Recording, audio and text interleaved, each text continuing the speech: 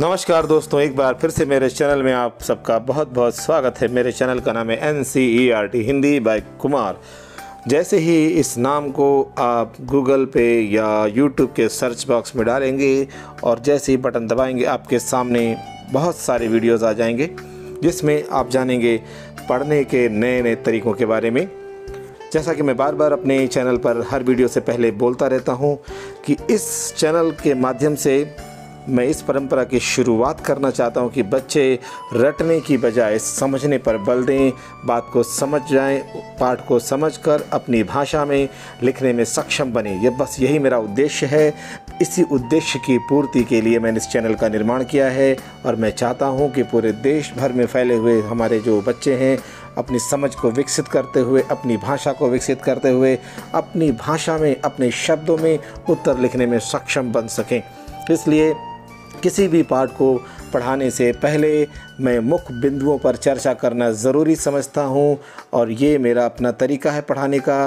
पिछले 12 वर्षों से मैं हिंदी विषय का ही शिक्षक हूं और हिंदी विषय पढ़ा रहा हूं।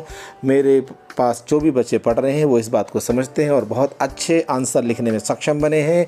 और ये बच्चे जब बड़ी क्लासेस में जाते हैं तो हिंदी डिबेट कॉम्पिटिशन में, हिंदी भाषण प्रतियोगिता में धारा प्रवाह बोलते हैं, पूरे आत्मविश्वास के साथ में बोलने में सक्षम बनते हैं। यहाँ तक कि विद्यालय में होने वाले जो विभिन्न प्रकार के जो कॉम्पिटिशन्स होते हैं, चाहे हिंदी से संबंधित हो चाहे अंग्रेज़ी से संबंधित हो, क्योंकि अंग्रेज़ी में भी अगर बोलते हैं तो उनके पास जब तक रॉ मटेरियल यानी उनकी मातृभाषा में अगर मजबूती के साथ में होगा तभी वो अपनी अंग्रेज़ी में भी बोलने में सक्षम बन पाएंगे। याद रखिए।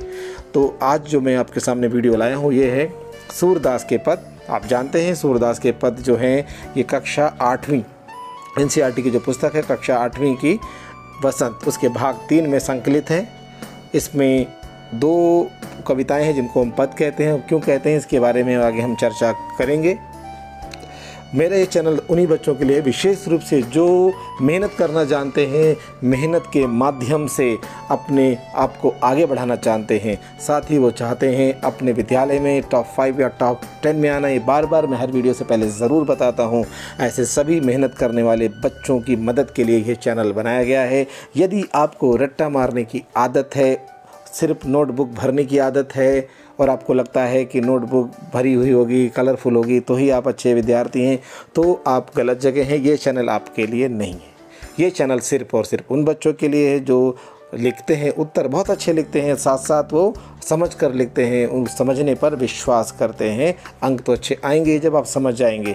तो जो समझना चाहते हैं उनके लिए चैनल बहुत उपयोगी साबित होगा। जो हिंदी के माध्यम से भारतीय संस्कृति को समझना चाहते हैं, भारतीय ज्ञान विज्ञान को समझना चाहते हैं और उत्तर को वास्तविक जीवन से जोड़ने की कला सीखना चाहते हैं, उन सब के लिए इस चैनल में स्वागत है।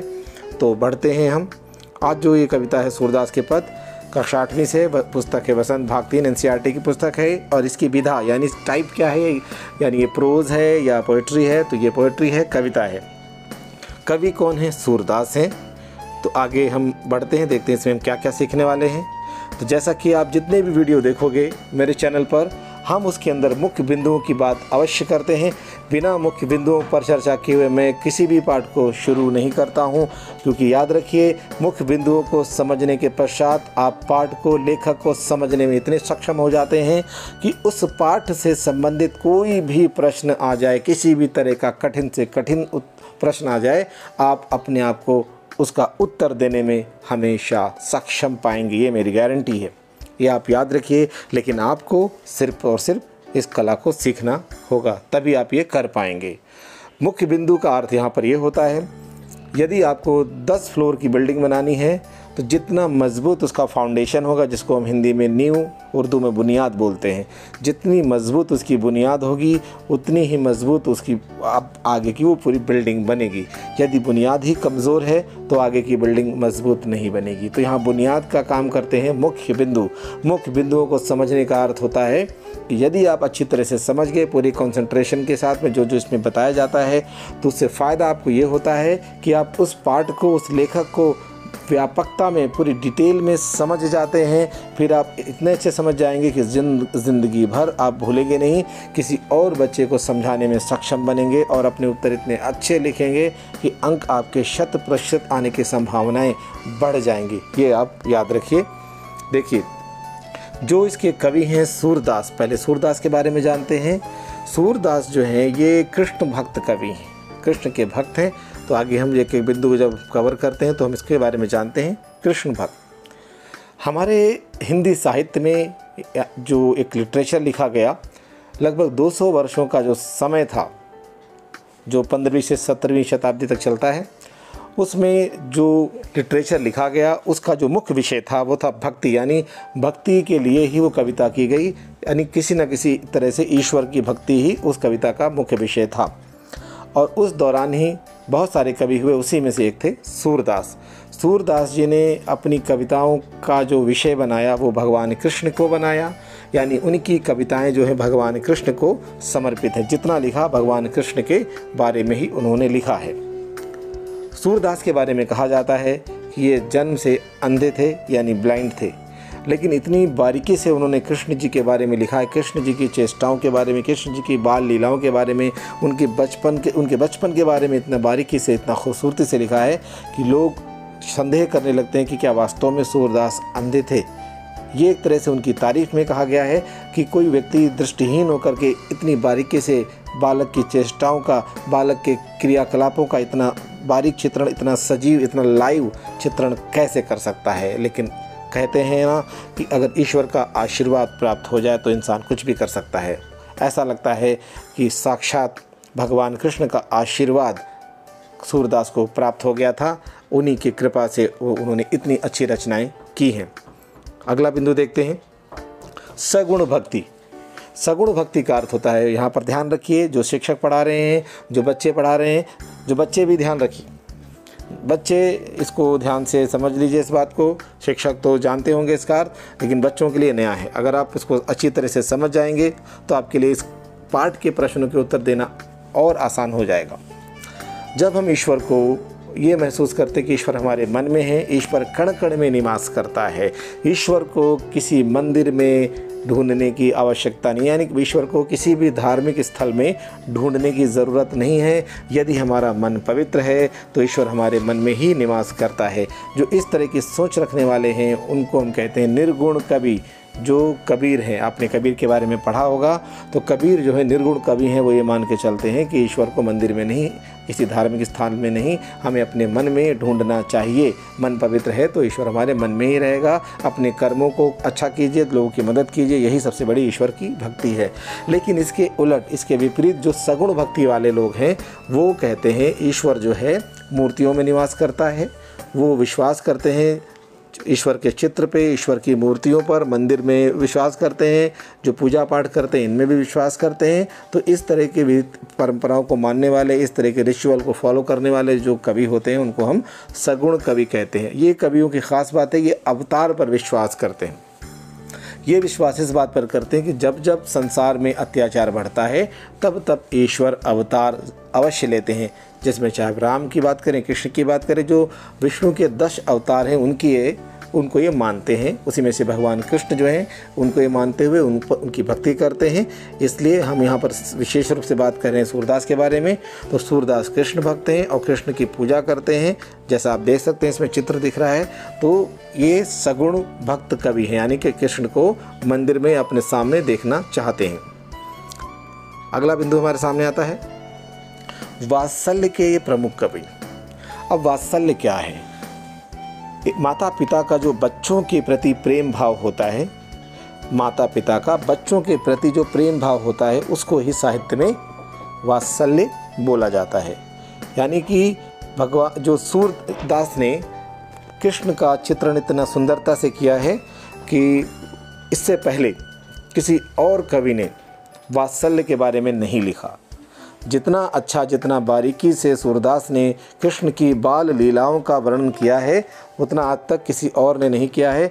इसलिए सूरदास को वात्सल्य रस का सम्राट भी कहा जाता है, यानी कि इनके जैसा आज तक कोई भी लिख नहीं पाया है इस वात्सल्य रस के बारे में। तो ध्यान रखिए इस बात को ख़ास तौर से, यानी जब भी आपसे पूछा जाए कि वात्सल्य रस के सम्राट कौन है तो आप बेझिझक बता दीजिए सूरदास। और वात्सल्य का अर्थ क्या है? माता पिता का जो अपने बच्चों के प्रति प्रेम भाव होता है उसी को वात्सल्य कहा जाता है। अगला बिंदु देखिए, दास्य और सखा भाव की भक्ति। भक्ति के तो बहुत से प्रकार होते हैं, यानी ईश्वर को आप किस रूप में पूजते हैं। यदि आप ईश्वर को अपना सब कुछ मान लेते हैं, अपना सब कुछ समर्पित कर देते हैं और ईश्वर को अपना स्वामी और खुद को ईश्वर का सेवक मानते हैं, यानी दास मानते हैं, नौकर मानते हैं, सर्वेंट मानते हैं, तो वहाँ पर ईश्वर आपसे बड़ा हो जाता है, ईश्वर बड़े हो जाते हैं। इस प्रकार की भक्ति को हम कहते हैं दास्य भाव की भक्ति, जहाँ पर भक्त अपने आप को भगवान का दास यानी नौकर समझता है, ईश्वर को अपना मालिक यानी स्वामी समझता है। एक दूसरे प्रकार की जो भक्ति होती है उसको कहते हैं सखा भाव की भक्ति। इसमें जो भक्त है खुद को ईश्वर का मित्र, सखा मतलब होता है फ्रेंड यानी मित्र मानकर चलता है। जब सूरदास जी लिखते हैं कि उनके साथ में इनके मित्र खेल रहे हैं, चाहे वो गेंद खेलते हों, चाहे वो आसपास गाय चराने के समय उनके बहुत सारे मित्र रहते थे साथ में। आपने कृष्ण जी की जो लीला से संबंधित फिल्में देखी होंगी, टीवी सीरियल देखे होंगे, उसमें आपने देखा होगा कृष्ण जी के साथ बहुत सारे बच्चे घूमते रहते हैं। तो यानी कि जो बच्चे हैं, बच्चों के रूप में स्वयं जो सूरदास हैं, जब सूरदास जी ऐसा लिखेंगे तो उसका सीधा सा अर्थ है कि सूरदास जी अपने आप को उन बच्चों के रूप में रिप्रेजेंट कर रहे हैं, यानी कि वो बच्चे नहीं, वो खुद सूरदास हैं। अपनी फीलिंग्स को, अपनी भावनाओं को प्रकट करने के लिए उन्होंने बच्चों का सहारा लिया, यानी उन बच्चों के माध्यम से स्वयं सूरदास कृष्ण भगवान के आसपास रहना चाहते हैं, खुद को उनका मित्र समझना चाहते हैं। इसीलिए इस भक्ति को सखा भाव की भक्ति कहा जाता है। अब अगर मैं बोलूं, अब कैसे छूटे राम रट लागी, प्रभु जी तुम चंदन हम पानी, प्रभु जी तुम चंदन हम पानी, ये रैदास ने लिखा है, सूरदास ने नहीं लिखा है। मैं यहाँ पर उदाहरण दे रहा हूँ सिर्फ ये। तो यहाँ पर जब भी देखिए एक कवि यानी जो भक्त है वो क्या कहता है, प्रभु जी तुम चंदन हम पानी, यानी चंदन श्रेष्ठ है और मैं क्या हूँ, पानी हूँ, यानी मैं अपने आप को तुच्छ समझता हूँ। यानी भक्त ने ईश्वर को चंदन कहा है, यानी कि वो ईश्वर को जब भी श्रेष्ठ कहा जाएगा तो वहाँ पर दास्य भाव की भक्ति आ जाएगी। तो आगे हम देखते हैं, अगला बिंदु है कृष्ण की बाल लीलाओं का सजीव चित्रण। सूरदास ने जितनी भी कविताएं अपनी लिखी हैं उसके अंदर भगवान कृष्ण के बारे में ही लिखा है। बचपन में वो क्या क्या करते थे, माखन चुराते थे, चाहे वो कालिया नाग का मर्दन किया हो, अपनी उंगली पर गोवर्धन पर्वत धारण किया हो, इस तरह की बहुत सारी जो लीलाएं थी, लीलाओं का मतलब होता है जो उन्होंने चमत्कार दिखाए थे, इन सब के बारे में सूरदास ने लिखा है। और इस तरह से बहुत बारीकी से लिखा है, एकदम पढ़ करके पढ़ने वाले के दिमाग में एक चित्र सा बन जाता है। जब चित्र सा बन जाएगा तब हम इस तरह के वर्णन को कहेंगे सजीव चित्रण किया है। सजीव का मतलब है बिल्कुल लाइव सा बन जाता है, ऐसा लगता है जीता जागता उदाहरण सा हो गया है, इसको सजीव चित्रण बोलते हैं। आपने 7वीं कक्षा में एक पाठ पढ़ा होगा महादेवी वर्मा का नीलकंठ, उसमें भी आपने देखा होगा महादेवी वर्मा ने नीलकंठ के बारे में बहुत बारीकी से चित्रण किया है, उसके पंख कैसे थे, किस तरह चलता था, इसलिए वो भी सजीव चित्रण के कैटेगरी में आ जाता है। अगला बिंदु देखते हैं, पहले भक्त और बाद में कवि। जितने भी भक्ति काल के कवि हैं उसमें सूरदास जी भी शामिल हैं। जहाँ ध्यान रखिए, बहुत इंपॉर्टेंट बात बताने जा रहा हूँ। भक्ति काल के जितने कवि हैं वो भक्त पहले हैं और कवि बाद में हैं। लोग उनको कवि बोलते हैं लेकिन वो अपने आप को कवि नहीं बोलते, वो अपने आप को भगवान का सिर्फ भक्त मानते हैं। भगवान की भक्ति करने के लिए उन लोगों ने जो भी रचनाएं की हैं, जिनको आज की भाषा में भजन बोलते हैं, गीत भजन, भगवान के लिए उन्होंने जो भी लिखा है उसको वो उसके माध्यम से ईश्वर की भक्ति करते थे। आज हम उनको कवि के रूप में जानते हैं, सूरदास कवि, कबीर कवि या तुलसीदास को कवि के रूप में जानते हैं, लेकिन उन्होंने खुद को कवि नहीं माना है, खुद को तो वो उन्होंने ईश्वर का भक्त ही माना है। तो इसलिए इस बिंदु का अर्थ क्या जो हमने लिखा, पहले भक्त हैं बाद में कवि, यानी अपने आप को भक्त मानते हैं, कवि नहीं मानते, कवि बाद में है। पहले इंपॉर्टेंस किसको देते हैं, वो देते हैं अपनी भक्ति को। एक और ख़ास बात, जितने भी ये भक्त कवि थे इनको संगीत का अच्छा खासा ज्ञान था, कि आप ध्यान रखिए, बहुत इंपॉर्टेंट बात है यहाँ पर। लेकिन यहाँ पर इनका जो संगीत का ज्ञान था वो प्रदर्शन का माध्यम नहीं था, यानी उस संगीत के माध्यम से राजाओं के दरबार में परफॉर्मेंस नहीं देते थे, वो प्रदर्शन देकर के धन कमाना उनका उद्देश्य नहीं था। संगीत के माध्यम से वो कुछ लिखते थे उसको कंपोज करते थे, संगीतबद्ध करते थे, उसको गाते थे, यानी अपनी भावनाओं को ईश्वर के प्रति जो उनके मन में भावनाएं थी उनको वो प्रकट करते थे। यदि आप इनकी बड़ी बड़ी पुस्तकें देखेंगे, सूरदास जी की जैसे 2 पुस्तकें बहुत मशहूर हैं, सूर सागर और एक है साहित्य लहरी। इन पुस्तकों में, सूर सागर में जब भी आप देखेंगे तो जितने भी उन्होंने पद लिखे हैं हर पद के ऊपर आप देखोगे एक राग का नाम लिखा है। कहीं लिखा होगा राग भैरव, कहीं भैरवी, कहीं वृंदावनी सारंग, यानी जो जितने भी राग होते हैं उनके नाम लिखे हैं। इसका सीधा सा अर्थ है कि उन्होंने विशेष विशेष राग में उसको संगीतबद्ध कर रखा था। गाने से पहले उसको राग में बांध देते थे। सूरदास के जो गुरु थे वो भी आपको पता होना चाहिए, प्रसिद्ध संगीतकार जो थे उस समय के स्वामी हरिदास इनके गुरु थे। उनसे इन्होंने संगीत की शिक्षा ग्रहण की। तो उस समय के जितने भी भक्त थे उनको संगीत का अच्छा खासा ज्ञान था, शास्त्रीय संगीत का ज्ञान था। लेकिन उस शास्त्रीय संगीत को, क्लासिकल म्यूज़िक को उन्होंने बहुत साधारण से शब्दों में फोक म्यूज़िक की तरह बना लिया और उस संगीत के माध्यम से अपनी कविता को और संगीत को मिला जुला दिया और दोनों को एक दूसरे में विलीन करके दोनों के माध्यम से ईश्वर की भक्ति करते थे। यहाँ पर हम अगर कृष्ण की बात करते हैं सूरदास की, तो सूरदास जी कृष्ण की भक्ति के लिए ही अपनी कविताओं को और अपने संगीत ज्ञान को इस्तेमाल करते थे। आप लोगों को बार बार एक शब्द यहाँ पर सुनने को मिलेगा, पद। 7वीं कक्षा में भी आपने मीराबाई के पद पढ़े होंगे। पद का अर्थ क्या है?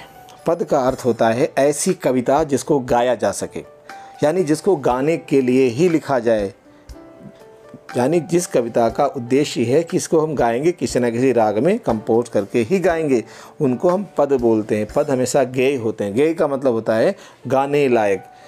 गा में एक ही मात्रा, उसके बाद या लिखेंगे, तो यानी कि जिनको आप गा सकें उन्हीं को हम पद कहते हैं।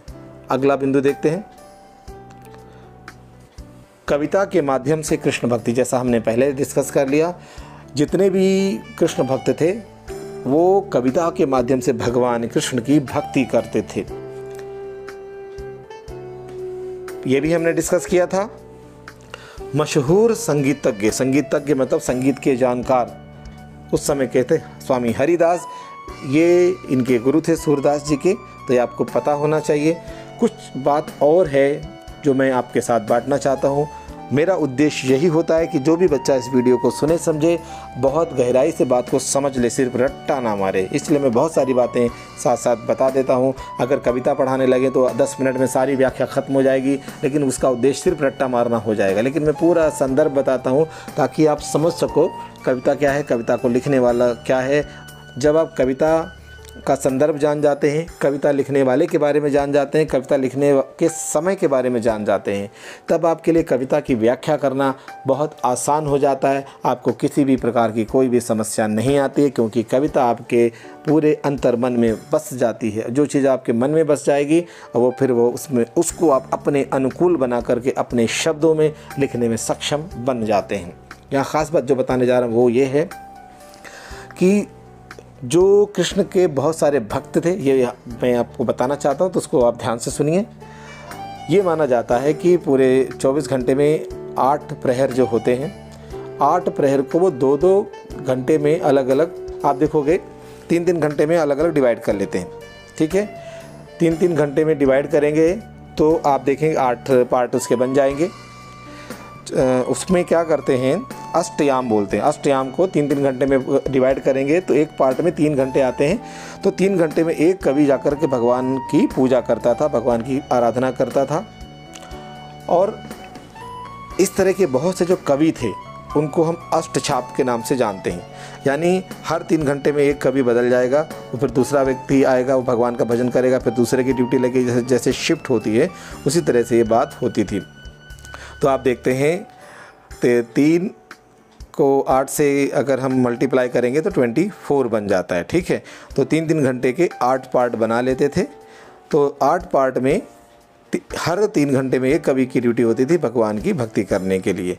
तो एक ख़ास बात यहाँ और ध्यान दीजिए, जितने भी कृष्ण भक्त कवि हैं ये, इनको दरबार से कोई मतलब नहीं था। उस समय के राजा वाजा से कोई लेना देना नहीं था। पूरी तरह से भगवान कृष्ण की भक्ति में ही लीन थे और पूरे देश में प्रचार करते थे भगवान कृष्ण के बारे में। तो यहाँ आपने बहुत कुछ जाना। और हाँ, एक ख़ास बात और है जो अंतिम बिंदु है, जितने भी कृष्ण भक्त हैं उनकी भाषा ब्रज भाषा है। राम का जो काव्य है तुलसीदास ने लिखा है, उसमें अवधी भाषा का इस्तेमाल हुआ है क्योंकि वो अवध से संबंधित है। अवध मतलब अयोध्या। जबकि हम कृष्ण की बात करेंगे तो कृष्ण की जो कविता है उसकी जो भाषा है वो ब्रज भाषा है, यानी मथुरा, आगरा, अलीगढ़ साइड में जो ये भाषा बोली जाती है, हम उसकी बात कर रहे हैं। तो अब हम व्याख्या शुरू करेंगे, बहुत अच्छी तरह से इसको हम समझेंगे। ध्यान से सुनिए और पूरा वीडियो को अंत तक देखेंगे, तभी आपको समझ आएगा और इतना अच्छा समझ आएगा कि आप कभी भूलेंगे नहीं। अब इसमें देखिए, संदर्भ देखते हैं कि इसमें है क्या, इस कविता के माध्यम से क्या कहना चाहते हैं। इस कविता में भगवान कृष्ण अपनी माँ यशोदा से शिकायत करते हैं। एक जैसे आपने देखा होगा, छोटे बच्चे जो होते हैं दूध नहीं पीते हैं। टीवी पर भी ऐड आता रहता है कि जो मम्मी है उसमें बॉर्नवीटा वगैरह डाल देती ताकि बहुत टेस्टी बन जाए, स्वादिष्ट बन जाए, बच्चा आकर के पीने लगे दूध। कुछ इसी तरह की आप इमेजिन करके समझ के इसको सुनिए। तो एक दिन भगवान कृष्ण ने शिकायत करनी शुरू की अपनी माँ यशोदा से कि आपने बहुत सारे वादे किए थे कि दूध पी लो, दूध पी लो, तुम्हारी चोटी बड़ी हो जाएगी और बहुत मोटी हो जाएगी, आपके बड़े भाई बलराम की तरह हो जाएगी, सांप की तरह ज़मीन पे लौटेगी वो चोटी। मतलब दुनिया भर के वादे किए थे। लेकिन जब कृष्ण को लगा कि माँ ने तो झूठ बोला था, ऐसा तो कुछ हुआ नहीं, लगता है माँ ने मुझे बहला फुसला कर कोई तरकीब निकाली थी दूध पिलाने के लिए। तब कृष्ण जी ने एक दिन माता से पूछा, सवाल खड़ा कर दिया माँ से, बोला मैया कब ही बढ़ेगी चोटी। उन्होंने सवाल पूछा, देखिए क्वेश्चन मार्क लगा हुआ है। उन्होंने सवाल किया माँ से, मैया कब ही बढ़ेगी चोटी, कितनी बार मुही दूध पियत भई ये अजहूँ है छोटी। उन्होंने सवाल किया, माँ आपने तो बोला था कि दूध पी लो, इससे तुम्हारी चोटी बहुत लंबी हो जाएगी।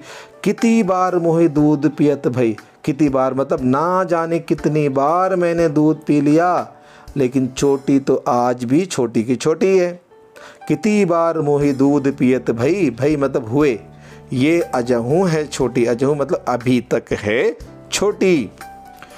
अगली लाइन में देखिए, उन्होंने फिर अगला सवाल पूछा, तू जो कहत बल्कि बेनी ज्यों होए है लंबी मोटी, होए मतलब हो जाएगी। तू जो कहत बल्कि बेनी ज्यों होए है लंबी मोटी, आपने कहा था कि दूध पी लो बेटा, दूध पी लो, दूध पीने से तुम्हारी जो चोटी है बड़े भैया बलराम, बल का अर्थ है यहाँ पर बलराम की बेनी, बेनी का अर्थ है छोटी, याद रखिए, बल का अर्थ है बलराम, बेनी का अर्थ है छोटी। तू जो कहत बल्कि बेनी जो, आपने तो कहा था कि दूध पी लो, दूध पीने से तुम्हारी जो चोटी है बड़े भाई बलराम की तरह लंबी और मोटी हो जाएगी। एक बार फिर समझिए, आपने कहा था कि दूध पी लो, दूध पीने से तुम्हारी जो चोटी है तुम्हारे बड़े भैया बलराम की चोटी की तरह लंबी और मोटी हो जाएगी। ये उन्होंने फिर शिकायत की। फिर तीसरी लाइन में फिर एक और शिकायत करते हैं, शिकायत पे शिकायत करते जा रहे हैं। काढ़त गुहत नुहावत जई हैं नागिन सी भूई लोटी, आपने ये भी कहा था कि तुम्हारी चोटी के बाल इतने बड़े बड़े हो जाएंगे, चोटी इतनी बड़ी हो जाएगी, खूब घनी हो जाएगी, बाल इतने सारे हो जाएंगे उसके अंदर कि काढ़त गुहत, जब चोटी को काढ़ा जाएगा, चोटी को गुहत मतलब गूथा जाएगा, चोटी को काढ़ा जाएगा, गूथा जाएगा, और जब आप नहाते समय इतनी बड़ी हो जाएगी चोटी कि वो नागिन की तरह, सांप की तरह ज़मीन पर लौटती फिरेगी। यानी कि कोई भी चीज़ ज़मीन पे तब लौटेगी जब शरीर के आकार से बड़ी हो जाएगी। अब कृष्ण तो छोटे हैं तो उनकी चोटी तो छोटी होनी चाहिए थी, लेकिन यशोदा ने बहलाने के लिए बोल दिया कि दूध पियोगे तो तुम्हारी जो चोटी है इतनी लंबी मोटी हो जाएगी कि सांप की तरह हो जाएगी, जिसको हम काढ़ेंगे, गूँथेंगे, और जब तुम नहाने बैठोगे तो तुम्हारी चोटी इतनी लंबी हो जाएगी कि सांप की तरह ज़मीन पर लौटती फिरेगी। भुई का मतलब है ज़मीन पर लौटती फिरेगी। ये शिकायत की उन्होंने। फिर उन्हें लगा कि पता नहीं क्या क्या माँ ने बोला था मुझसे, इतनी सारी बातें कर दी, कुछ नहीं हुआ, माँ लगता है मेरी झूठ बोलती है माता। उन्होंने शिकायत करें। ये माता और बच्चे का प्रेम इसमें सूरदास जी ने दिखाया था, जो हमने बताया भी चर्चा के दौरान मुख्य बिंदुओं की, वात्सल्य रस। तो आपने देखा वात्सल्य रस का ही चित्रण यहाँ पर हो रहा है, माँ और बच्चे की बातचीत हो रही है। जब भी ऐसे प्रसंग आते हैं तो वहीं पर हम वात्सल्य रस को मानते हैं। अब फिर उन्होंने सवाल उठाया, काचो दूध पियावत पच पच देत न माखन रोटी। अब फिर उन्होंने शिकायत कर दी, आप वो दूध देती हो, काचो मतलब जो मुझे पसंद नहीं है, काचो दूध पियावत, पियावत मतलब पिलाती हो, देती हो, पची पची मतलब बार बार, आप मुझे बार बार ऐसा दूध देती हो जो मुझे पसंद ही नहीं है दूध पीना। कांचो दूध पिलावत पियावत पची पची देती न माखन रोटी। और मुझे जो पसंद है वो क्या है, माखन और रोटी। वो तो आप देती नहीं हो, और वो दूध देती हो मुझे बार बार जो मुझे पसंद ही नहीं है। पची पची मतलब बार बार देती हो। जो मेरा नापसंद दूध है, जो पीता ही नहीं हूँ, मन नहीं करता पीने को, और जो मुझे खाना पसंद है मक्खन और रोटी, वो तो आप देती नहीं हो।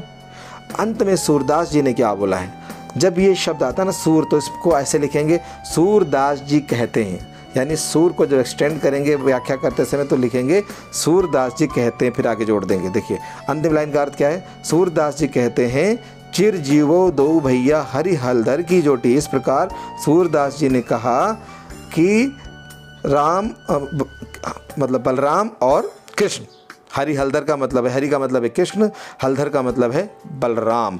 हल का उदाहरण करते थे, जो किसान हल चलाता है उसका वही उनका एक तरह का हथियार था। वो यहाँ पर अपने कंधे पर धारण करके चलते थे, जैसे हनुमान जी के पास गदा थी ना, उसी तरह से ये हल धारण करते थे, इसलिए इनका नाम हलधर भी है, हलधर बलराम।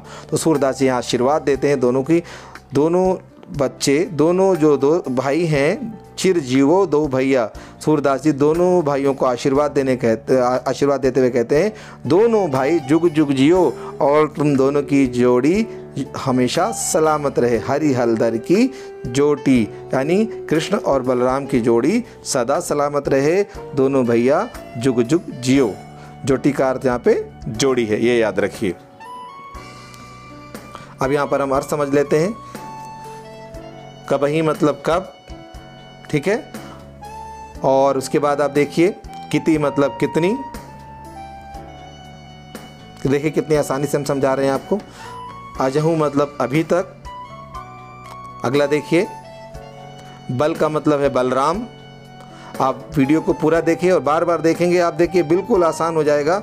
शायद ही कोई इतना आसान आपको समझा पाए, फिर आप पूरे के पूरे अंक ला सकते हैं। इस तरह की वीडियो आपको बहुत कम मिलेंगे। ये बहुत, अब इस वीडियो में पूरे 12 वर्ष का अनुभव होता है बच्चों, जिसमें हमें पता होता है बच्चों को क्या कठिनाइयाँ हैं। उन सभी कठिनाइयों को दूर करते हुए ये वीडियो बनाए जाते हैं ताकि बच्चों को किसी भी प्रकार की कोई समस्या ना आए। ऐसे सभी शब्द जो कठिन लगते हैं उनको यहाँ पर उनके शब्दार्थ एक नए कलात्मक तरीके से दिए जा रहे हैं। अगला शब्द देखिए बेनी मतलब चोटी।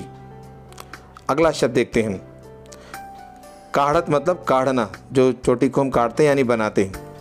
उसके बाद अगला शब्द है जो हमने बताया भी था, गुहत मतलब गूथना, चोटी को गूथते हैं ना, उसी के लिए आया है शब्द ये। अगला शब्द आया नुहावत मतलब नहाना, स्नान करना। उसके बाद भूई हमने बताया था, भूमि ज़मीन की बात की जा रही है। ये जो भाषा है बच्चों, ये ब्रिज भाषा जो मैंने अभी बताया भी था आपको, कुछ जो बात समझ में ना है बार बार वीडियो देख के आप उसको समझने की कोशिश कीजिए, आपको कोई समस्या नहीं आएगी। काचो मतलब नापसंद, जो दूध है उनको वही पिलाती हैं, हमने बात की थी अभी। अगला देखिए पची पची मतलब बार बार। इसके बाद अगला शब्द है हरि हलधर, कृष्ण और बलराम की हमने बात की थी। हरि हलधर का अर्थ है कृष्ण और बलराम। हरि मतलब कृष्ण, हलधर मतलब बलराम। उसके बाद ये आया हमारे पास शब्द जोड़ी। जोटी का अर्थ है जोड़ी, ठीक है। तो ये आपने बहुत सारे शब्द समझ लिए। यहाँ पर पिछली स्लाइड में चलें तो एक बात मैं आपको और बताना चाहता हूँ, कुछ बच्चों के लिए ज़रूरी है समझना। इसमें कई अलंकार आए हैं बच्चों। जब आता है नागिन सी भुई लोटी, नागिन सी, नागिन की तरह, तो ये उपमा अलंकार है। तू जो कहत बल की बेनी ज्यों, ज्यों मतलब जिस तरह, तो ज्यों आया है तो ये भी उपमा अलंकार है। नागिन सी में भी उपमा अलंकार है, ठीक है। हरि हलधर, इसमें अनुप्रास एलिट्रेशन अलंकार है। पची पची 2 बार आ रहा है तो यहाँ पर ये वीपसा या पुनरुक्ति अलंकार है। साथ साथ प और पा 2 बार आया है तो ये अनुप्रास अलंकार भी है, ठीक है। तो ये बहुत सारी बातें आपको मैंने यहाँ बता दी। अब अगले पद की ओर बढ़ते हैं।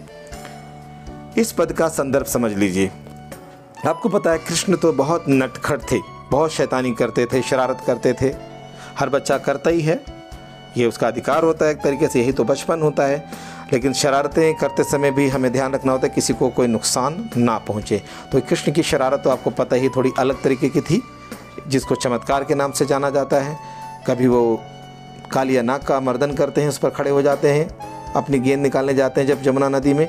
कभी वो मिट्टी खाते हैं, माता कहती हैं अपना मुख खोल के दिखाओ, तो मुख खोलते हैं तो उसके अंदर उन्हें पूरा यूनिवर्स, पूरा ब्रह्मांड ही नज़र आ जाता है। कभी छोटे से बच्चे होकर के पूरा गोवर्धन पर्वत धारण कर लेते हैं। इस तरह के बहुत सारे चमत्कार अपनी लीलाएं वो दिखाते हैं।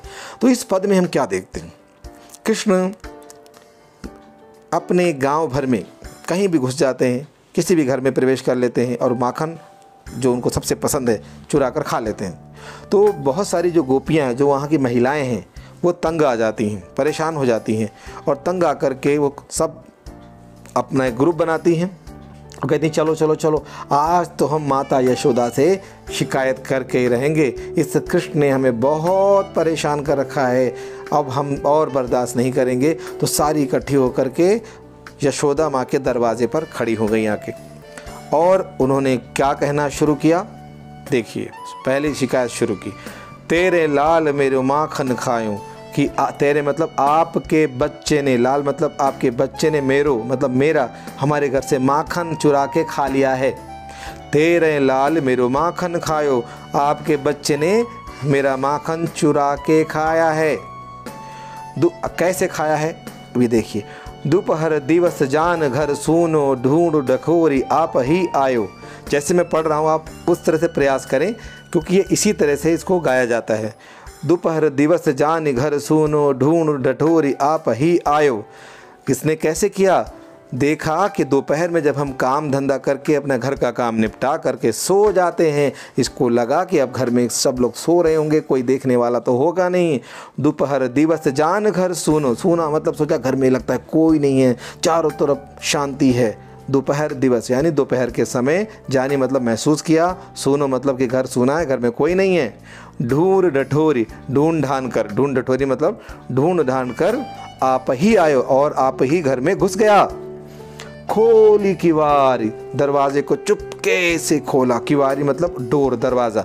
खोली किवारी बैठी मंदिर में, मंदिर का मतलब यहाँ टेम्पल नहीं है बच्चों, मंदिर का अर्थ यहाँ पर घर है, याद रखिए। जो गोपियों का घर है उसके लिए यहाँ मंदिर शब्द का इस्तेमाल हुआ है, ये टेम्पल से इसको जोड़ना नहीं है वरना उत्तर गलत हो जाएगा। खोली किवारी को बैठी मंदिर में, बैठी मतलब घुसकर, दरवाज़ा खोला आराम से और घर में बैठ गए आराम से, निश्चिंत होकर के कि कोई चिंता नहीं है। खोल किवार बैठी मंदिर में, आराम से घर में बैठे। दूध दही सब सखनी खवायूं, और क्या किया, जो दूध दही था सब चुरा लिया, खूब खाया बैठ के आराम से, और साथ में खुद तो खाया, सब सखनी खवायूं। सखनी मतलब फ्रेंड्स, जो दूसरे फ्रेंड्स थे उनको भी खवायो मतलब उनको भी खिलाया, खुद तो खाया और दूसरे मित्रों को भी खूब खिलाया, खाओ खाओ खाओ खूब खाओ। आगे की लाइन में क्या है, ऊखल चढ़ सीखों को लीनो, अनभावत भुई में ढरकायो। ऊखल जो घर में आप लोगों के होगा मूढ़ा होता है, आपने देखा होगा, उस पर हम बैठते हैं, उसी को ऊखल बोलते, थोड़ा उससे बड़ा होता है, थोड़ा सा अलग तरीके का होता है, जिसमें मसाले वगैरह कूटे जाते हैं, उसको उल्टा कर लेते हैं, आपने देखा होगा, उसमें ऐसे ऐसे कैसे से मसाला कूटते हैं, बड़ा सा होता है। घर में आपने अदरक वगैरह कूटते हो ना, उसी तरीके से एक बहुत बड़ा होता है, पत्थर का बना होता है, उसको ऊखल बोलते हैं। उसमें बड़ा सा स्टिक होता है, कई मूवीज़ में देखा हो, मिर्च वगैरह कूटने के लिए इस्तेमाल होता है, वो कूटते हैं उसी के अंदर मसाला डाल के, उसको ऊखल बोलते हैं। तो कृष्ण जी ने क्या किया, गोपी कह रही है यशोदा जी से कि भाई कृष्ण ने उस ऊखल को उल्टा करके स्टूल की तरह इस्तेमाल कर लिया। ये स्टूल मैं बोल रहा हूँ मतलब समझाने के लिए, उन्होंने ऐसा नहीं बोला, उनका कहना था ऊखल को उल्टा किया और उस पर चढ़ गए। ऊखल पे चढ़ गए, शीकों को लीनो, शीका एक छीका होता है, रस्सी का बना जाल होता है।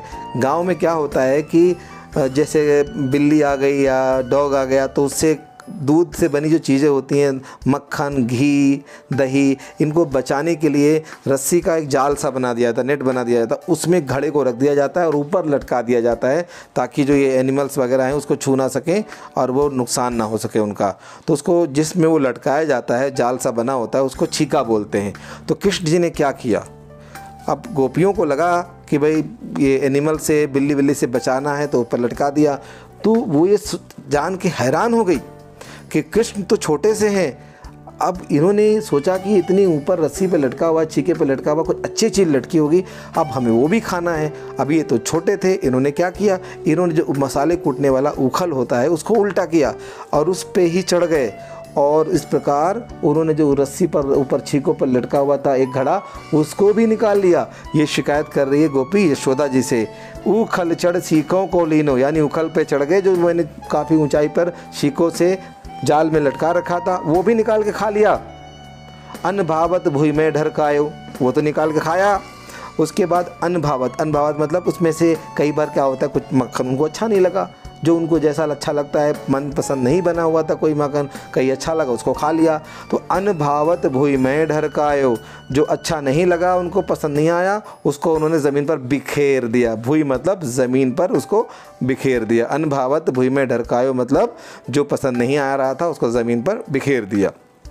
फिर अगली लाइन में वो कहती है, गोपी गुस्से में आ जाती है, दिन प्रति हानि होती गौरस की, ये ढोटा कौने ढंग लायो। यशोदा जी से कहती है, अब तो ये रोज का काम हो गया है यशोदा जी, आप कुछ करो। दिन प्रति हानि होत गौरस की, अब तो दिन प्रति यानी रोज़ रोज़ मेरी हानि हो रही है। हानि मतलब लॉस हो रहा है, नुकसान हो रहा है। गौरस का यहाँ पर अर्थ है, गौरस का अर्थ बच्चों ध्यान रखिए, जिसको मिल्क प्रोडक्ट बोलते हो। गौरस का मतलब है जो भी दूध से बनने वाली चीज़ें, चाहे आप उसको पनीर बोलो, चाहे आप उसको दही बोलो, मक्खन बोलो, जो भी दूध से बनने वाली सारी चीज़ें हैं, उसके लिए यहाँ पर मिल्क प्रोडक्ट के लिए गौरस शब्द का इस्तेमाल हुआ है, ध्यान से समझ लीजिए। तो वो कहती है, दिन प्रति हानि होती गौरस की, अब तो रोज़ रोज़ दूध से बनी सारी चीज़ों की मेरी हानि हो रही है, ये रोज़ नुकसान करता है। फिर गुस्से में आके कहती है, ये ढोटा कौने ढंग लायो, ये जो लड़का है कौने ढंग समझाओगे इसको, कहाँ से लाई हो पकड़ के, तो किसी की बात ही नहीं सुनता है। गुस्से में आके कहती है, ये ढोटा कौने ढंग लायो, ये किसको कहाँ से लाई हो, ये तो किसी की बात ही नहीं सुनता है। गुस्से में उसने बोला। अंत में लाइन देखिए लास्ट वाली, सूर श्याम कऊ हट की न राखे, तय ही पूत अनोखो जायो। ये कमेंट्स कर रही है, ताना मार रही है यशोदा जी को वो गोपी। सूर श्याम कऊ हट की न राख्यो, तय ही पूत अनोखो जायो। अर्थ क्या हुआ, अंतिम लाइन में जैसे मैंने बोला था, जब सूर शब्द आता है तो आप कहते हैं सूरदास जी कहते हैं। सूरदास जी कहते हैं कि उस गोपी ने, सूरदास जी कहते हैं उस गोपी ने माता यशोदा से क्या कहा, कौ हटकी ना राखें, तय ही पूत अनोखो जायो। क्यों तुम इसको मना नहीं करती, हटकी मतलब मना करना, क्यों इसको मना नहीं करती हो। दूसरे भी माँ बाप तो अपने बच्चों को सिखाते हैं कि ये काम गलत है। तो सूरदास जी ने क्या कहा कि उस गोपी ने यशोदा से क्या कहा, कौ हटकी ना राखे, तय ही पूत अनोखो जायो। क्यों इसको नहीं समझाती हो, हटकी मतलब मना नहीं करती हो, ये काम करने के लिए गलत काम है, ना राखे नहीं समझाती हो, तय ही पूत अनोखो जायो। लगता है दुनिया में सबसे अनोखा, पूरे गांव में सबसे अनोखा एक तुम्हारा ही बेटा है, जिसमें तुम्हें कोई भी दोष, कोई भी गलती नज़र नहीं आती है। अनोखा मतलब सबसे अनोखा है, यूनिक है तुम्हारा ही बच्चा। एक तो तुम उसकी गलती भी नहीं मानती हो, तुम्हें लगता है कि वो कोई गलती करता ही नहीं है, और तुम उसको समझाती भी नहीं हो कोई गलत काम करता है। यानी कि कौ हटक न राखे का अर्थ है कि तुम इसको समझाती क्यों नहीं, मना क्यों नहीं करती। हटकी का मतलब है मना क्यों नहीं करती उस काम को करने के लिए, कि दूसरों के घर में ऐसे नहीं घुसते, नहीं चुरा कर नहीं खाते हैं। और लगता है तय ही पुत अनोखो जायो, जायो का मतलब उत्पन्न किया, पैदा किया। क्या तुमने ही एक अनोखा बच्चा पैदा किया है, और कोई तो बच्चा है नहीं पूरी दुनिया के अंदर। ये एक तरह से गुस्सा होकर के कमेंट्स कर रही है। तो बच्चों इसको हमने अच्छी तरह से समझ लिया। अब हम इसके शब्दों के अर्थ जानेंगे, जिसे पिछले स्लाइड में हमने जाना था, पिछले पद में। देखिए एक एक करके आएंगे इसमें।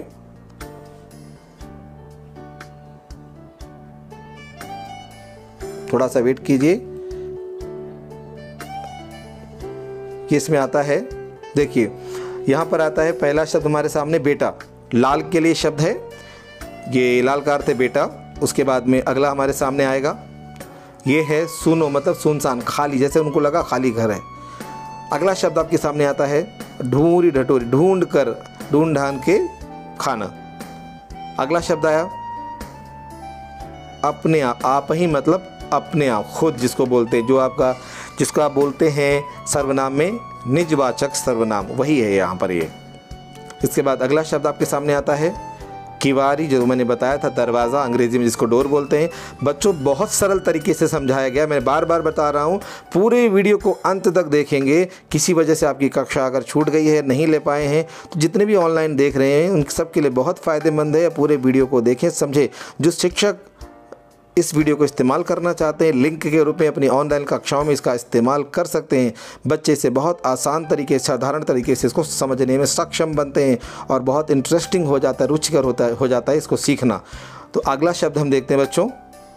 अगला शब्द हमारे सामने आता है पैठ, मतलब जैसे मैंने बताया घुस कर, आपने घुसपैठ शब्द सुना होगा। सखनी मतलब मित्रों, जैसे मैंने बताया था, फ्रेंड्स की बात हो रही है यहाँ पर। अगला शब्द आपके सामने आता है ऊखल, ओखली। ओखली जो मैंने बताया था मसाला कूटने की होती है, पत्थर से बनी हुई। उसके बाद अनभावत, नापसंद, जो पसंद नहीं है। अगला शब्द आपके सामने आया भूई, मतलब धरती, ज़मीन, जो पिछले पद में भी ये शब्द इस्तेमाल हुआ था, नागिन सी भूई लोटी में।